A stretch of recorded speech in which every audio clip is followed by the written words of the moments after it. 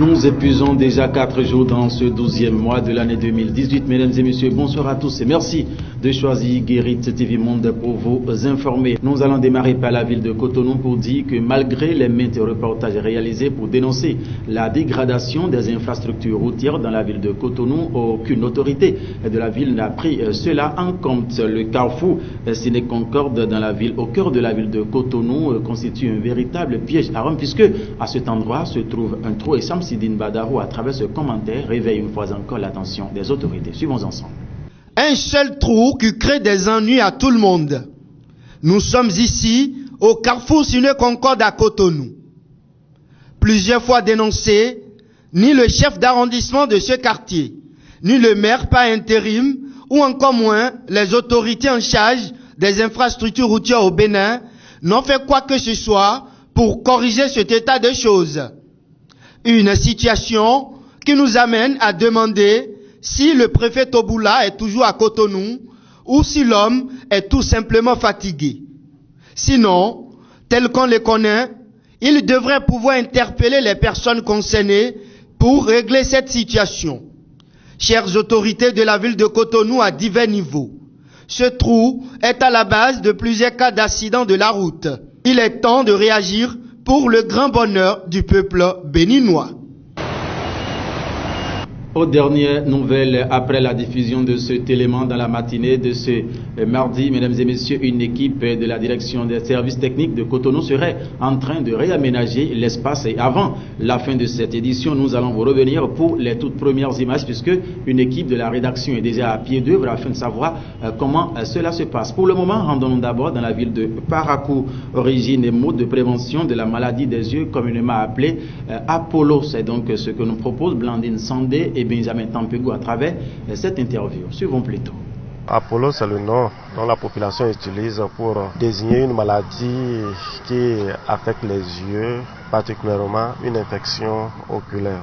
Et cette maladie peut être d'origine diverse. Nous avons la conjonctivite bactérienne, nous avons la conjonctivite virale. La conjonctivite bactérienne donne également des sensations de graisse de sable, que je dis, des sécrétions blanchâtres ou bien sous forme de pus qu'on a au réveil. La conjonctivite virale aussi donne des sécrétions mais claires, liquides, mais qui également donnent des sensations de gêne oculaire, sensations de grains de sable. Ces deux sont réellement contagieuses.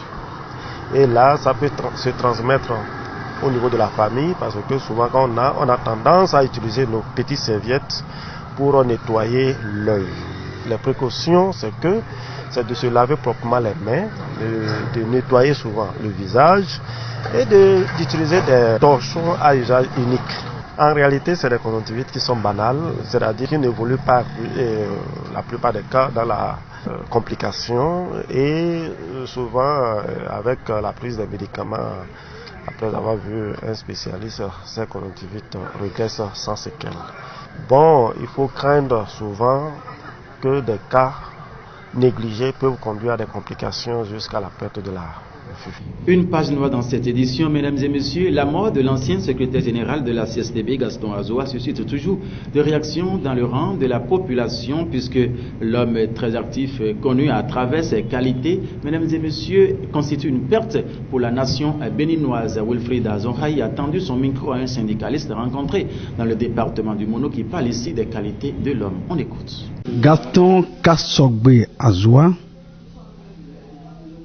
est d'abord professeur de mathématiques physiques que j'ai connu juste après ma sortie de la clandestinité.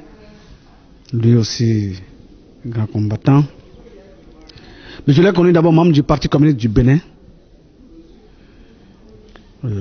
ardent défenseur des droits de l'homme.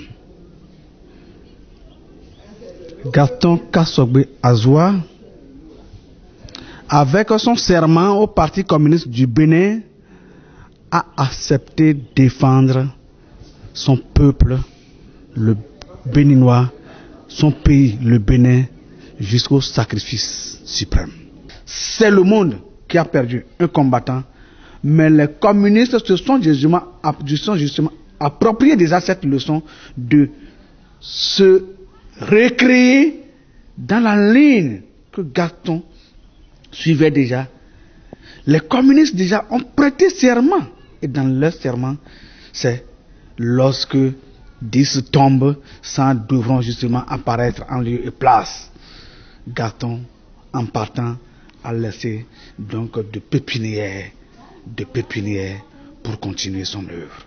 Et voilà, mesdames et messieurs, nous sommes des colibris impuissants face à la mort, mais jamais elle n'atteindra l'amour que nous avons l'un pour l'autre. Gaston Azoua s'en est allé, mais la lutte est continuée. Comme je vous l'annonçais, mesdames et messieurs, Océane Azo et Kabir Ouadiadi sont donc revenus du carrefour Séné Concorde et nous vous proposons ici de suivre la réaction de quelques citoyens rencontrés sur ces lieux où le trou a été réaménagé par le service technique de la ville de Cotonou. Merci à Guérit TV Monde pour le travail qu'il fait pour nous à Cotonou. Il y a longtemps, ce trou était bien ouvert et il y avait assez d'usagers qui se blessaient à cause des accidents bien dangereux. Et voilà maintenant, après tant de cris, la mairie nous a écoutés et ils sont venus réparer cela. Et c'est une très bonne chose. On observait beaucoup d'accidents au carrefour Séné Concorde à travers nos cris de cœur. Effectivement, les autorités béninoises, ils ont compris nos souffrances et puis ils sont vraiment venus réparer ce trou. Et nous remercions aussi Guérit TV Monde qui était venu plusieurs fois sur le lieu faire le constat. Donc nous les demandons de continuer cette mission qui est tellement dure et qui n'est pas du tout facile. Ainsi s'achève cette édition pour le compte de ce mardi 4 décembre 2018. Mesdames et messieurs, merci de nous avoir suivis. Très bonne soirée à tout un chacun de vous, surtout en compagnie des programmes de Guérit TV Monde. D'ici à là, portez-vous bien. Au revoir.